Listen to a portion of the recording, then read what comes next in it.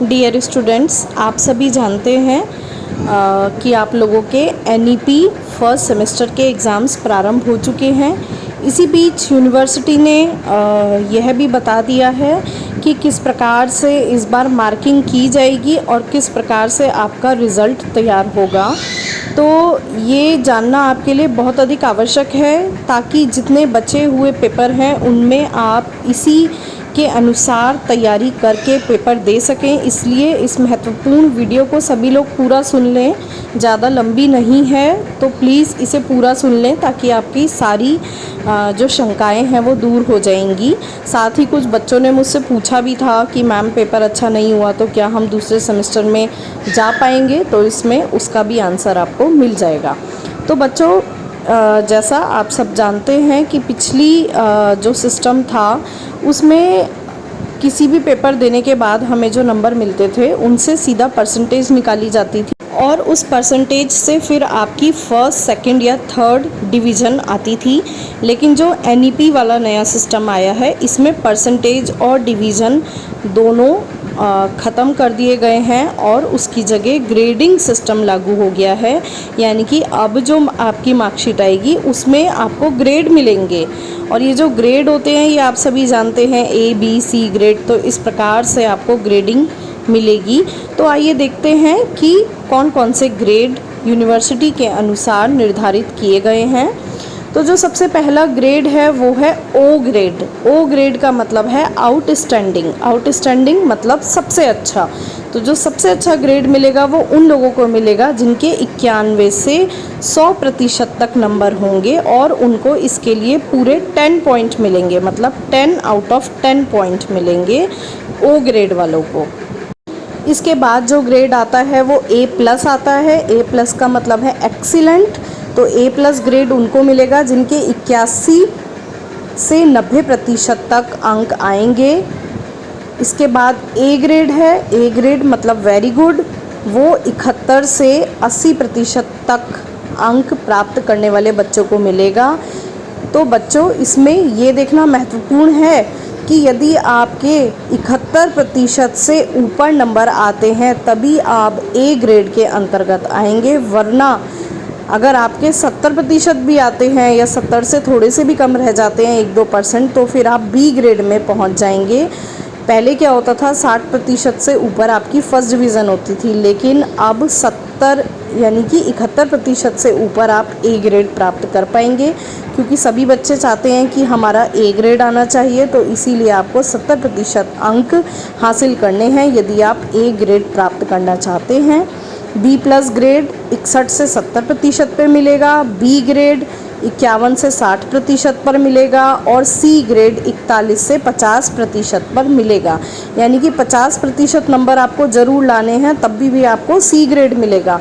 और 33% से 40% तक भी अगर आपके नंबर आते हैं तो आपको केवल P यानी कि पास का ग्रेड मिलेगा। और यदि उससे भी कम मार्क्स आते हैं तो आप F मतलब कि फेल ग्रेड में आएंगे।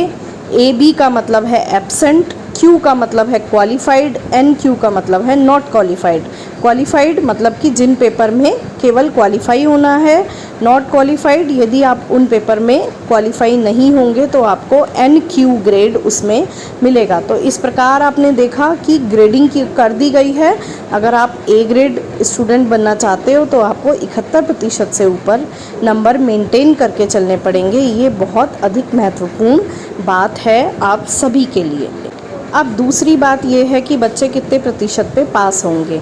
तो जैसे पहले 33% पे पास होते थे, वैसे ही इस बार भी 33% पे पास होंगे केवल मेजर और माइनर वाले कोर्सेज़ में। यानी कि मेजर और माइनर के जो सब्जेक्ट हैं उनमें तो आप 33% पे पास होंगे, लेकिन जो को करिकुलर, वोकेशनल और जो थर्ड ईयर में आपका रिसर्च प्रोजेक्ट होगा, इन तीनों चीज़ों में आपको 40% तक अंक लाने होंगे, तभी आप पास माने जाएंगे। तो मेजर माइनर में 33% और को करिकुलर और वोकेशनल में 40% पर आप पास माने जाएंगे। अब एक और महत्वपूर्ण बात, जो वोकेशनल कोर्स हैं इसमें 60 नंबर का प्रैक्टिकल है और 40 नंबर की थ्योरी है।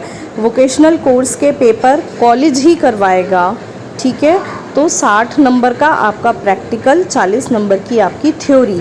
लेकिन वोकेशनल कोर्स में जैसे हमने कहा कि 40% नंबर पे आप पास होंगे, लेकिन आपको प्रैक्टिकल और थ्योरी में अलग अलग पास होना ज़रूरी नहीं है। यानी कि आपको ओवरऑल 40 नंबर चाहिए, चाहे वो थ्योरी में आए, चाहे वो प्रैक्टिकल में आए, चाहे वो दोनों में मिलाकर आए। लेकिन जो आपका मेजर, माइनर और को करिकुलर कोर्स है, जिसमें 25 नंबर का इंटरनल और 75 नंबर का एक्सटर्नल होगा, तो वो मिलाकर आपके 100 नंबर होंगे, जिसमें कि टोटल आपको 33% लाने हैं। लेकिन 75 नंबर जो आपका यूनिवर्सिटी का पेपर होगा, उसमें आपके कम से कम 25 नंबर आने ज़रूरी हैं, तभी आप पास माने जाएंगे।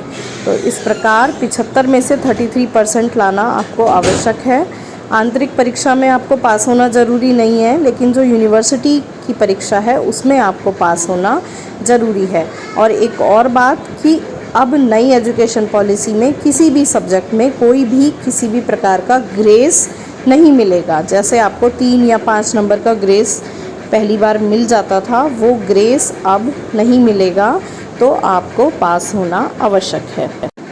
अब क्योंकि ग्रेस नहीं मिल रहा है, तो यूनिवर्सिटी ने एक और फ़ायदा दे दिया है कि आप पहले से दूसरे सेमेस्टर में, तीसरे से चौथे सेमेस्टर में और 5वें से 6ठे सेमेस्टर में आसानी से पहुंच सकते हैं, चाहे आप किसी पेपर में पास हों या ना हों।